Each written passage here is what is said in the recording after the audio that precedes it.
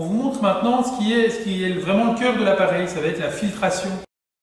Pour filtrer l'air, vous allez avoir besoin de filtres. Et ici, on a rassemblé des filtres de 3 appareils différents. Un premier, et puis la première machine qu'on a démontée tout à l'heure, et puis une troisième machine.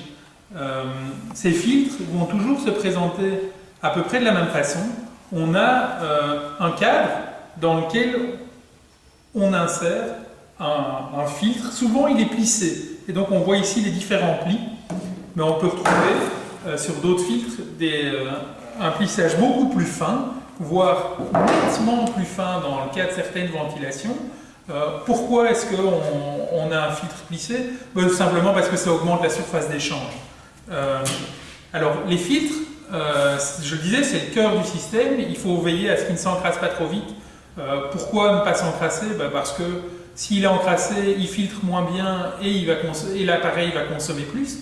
Et donc, périodiquement, on parle d'une fois par an en général, mais ça peut être plus fréquent, on va remplacer les filtres.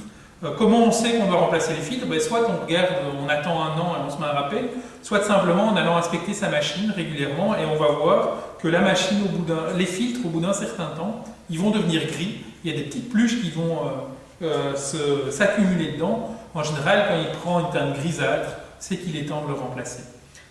Si vous voulez remplacer les filtres, vous faites une commande et les filtres arrivent dans une pochette emballée. C'est important qu'ils soient emballés parce que ça va garantir qu'ils ne soient pas sales et qu'ils ne prennent pas les poussières avant d'être mis dans la ventilation. On les retire de la pochette et puis on se retrouve avec souvent 2 filtres, un pour la pulsion, un pour l'extraction, qu'on va aller insérer dans l'appareil.